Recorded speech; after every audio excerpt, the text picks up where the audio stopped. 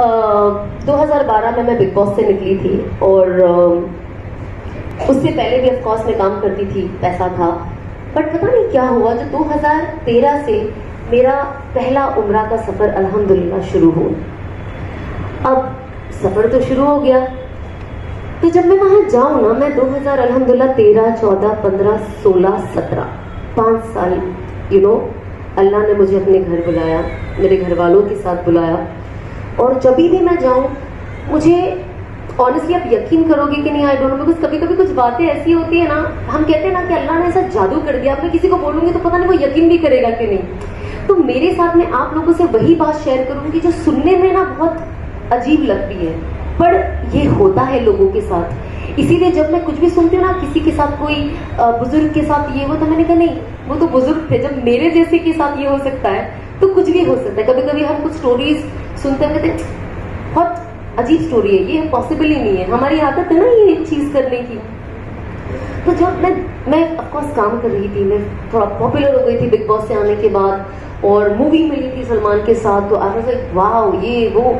But जब मैं उम्रा के लिए गई पहली बार, और जब ऑफकोर्स जब आप काबा देखते हो तो आपके वो खुशी के आंसू है, और ऑफकोर्स गम के, वहां जाके इंसान को, मैं कहती हूँ जब से उसका होश संभाला हो तब से लेके अभी तक के सारे गुनाह याद आ जाते हैं फॉर सम रीजन। तो जब मैंने पहली बार काबा देखा, और मुझसे पहले ही कहा गया था कि जब आप पहली बार काबा देखो ना, तो अल्लाह से खूब दुआ मांगो, खूब दुआ मांगो, और हर वो चीज मांगो जो आपके दिमाग में आती है।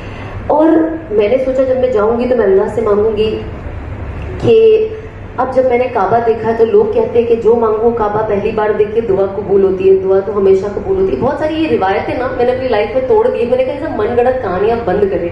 लेकिन आप तो काबा 24 काबा सिर्फ देखने में ही अल्लाह की कितनी, कहते हैं 20 रहमतें उतरती है, जो ओवरऑल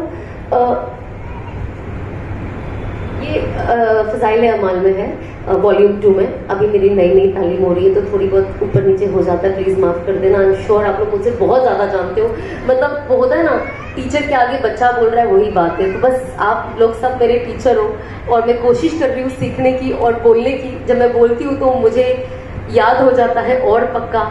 और आप लोगों को हर चीज बताने का सिर्फ यही नजरिया है कि वो अमल में अपने अंदर ले आऊं, क्योंकि हमको सबको शैतान से बचना है मरते दम तक। तो जब मैं वहां गई ना, तो मुझे ऐसा लगता था, पहले मैं जाऊंगी ना, मैं कहूंगी और पिक्चरें दे दे अल्लाह मियां मुझे, और काम दे दे, और पॉपुलर कर दे। मेरा दिमाग में यही था। पर अब यकीन नहीं मानोगे, जब मैं गई और मैंने पहली बार काबा देखा, मेरे दिल से ये दुआ निकली कि अल्लाह मुझे हिदायत दे दे।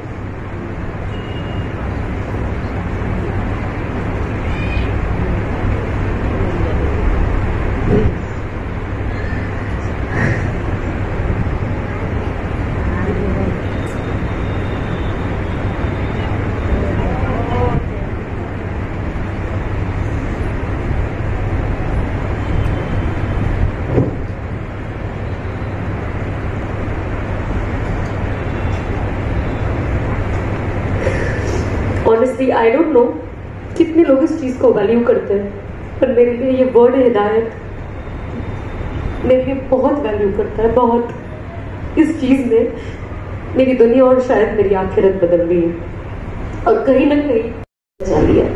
तो जब ये वर्ड ही आता है ना, तो मेरा दिल बहुत भर जाता है कि अल्लाह ने कैसा कर दिया। मतलब जब हम पढ़ते हैं ना कुरान शरीफ, और उसमें लिख के आता है कि अल्लाह जिसे चाहे हिदायत दे। तो जब मैं एंड आती ना एक और कि I was lost and he found me and he guided मी, मैं गुमराह थी और उन्होंने मुझे सही रास्ता दिखाया। तो मैं कुरान शरीफ अभी भी जब भी पढ़ती हूँ, और जब वो आयत आती है और मैं पढ़ती हूँ ना, मेरे आंख से आंसू ऐसे टप टप गिरने लग जाते हैं, और मुझे रुकना पड़ता है कुछ वक्त, क्योंकि मैं खुद अभी तक ये डाइजेस्ट नहीं कर पाई हूँ कि अल्लाह ने जिंदगी मेरी कैसे बदल दी। बस अल्लाह इस्तिकामत दे और आखिरी दम तक हिदायत पे रखे, और हिदायत पे मौत दे। तो मैंने अल्लाह से मांगा कि अल्लाह मुझे हिदायत दे दे, और मुझे इस हराम से बचा ले, और मुझे हलाल के दार दे। मुझे नहीं पता मैं क्या करूं, अगर मैं ये काम छोड़ूं तो मैं करूं क्या? मुझे तो कुछ आता भी नहीं है, जॉब पे तो मैं जा नहीं सकती, तो मैं क्या करूं? उसके बाद मैंने अनफॉर्चुनेटली दुनिया ऐसी है ना, ये बहुत सैड चीज है जो मैंने शादी के बाद भी बहुत एक्सपीरियंस किया है लोगों के जरिए, बट मैं अदरवाइज आपको एक्सपीरियंस बताऊंगी कि लोग कहते हैं, जो लोग थोड़े बेचारे गुमराह हो जाते हैं और जो थोड़े ज्यादा हो जाते हैं मेरे जैसे, वो कहते हैं सब छोड़ दो, सब छोड़ दो, हिदायत पे आ जाओ, सही रास्ते पे आ जाओ, सही रास्ते पे आ जाओ, और ये तो फहाशी है और गैर महरमों के साथ ऐसे काम करना बेशक गलत है। बट जब इंसान सुधरना चाहता है और अपनी जिंदगी सही करना चाहता है, तो फिर वो उनके ऊपर अपने तानों की बारिश कर देते हैं कि इंसान उल्टा पैर भाग जाए, कि भले मैं सीधा हो जाऊं लेकिन मुझे लोगों को नहीं बताना है कि यार मैंने अल्लाह ने मुझे हिदायत की तौफीक दी, क्योंकि लोग मेरा मजाक बना रहे हैं और शायद इनकी वजह से ऐसा ना हो कि मैं वापस जहां से आई मैं वहां चली जाऊं, क्योंकि इंसान कमजोर होता है ना। इंसान ताने, आज हम घर में ताने सुनते तो कैसा लगता है कि घर से आप उसको कुछ भी बोलो, उसका इमोशन 10 टाइम्स बढ़ जाता है।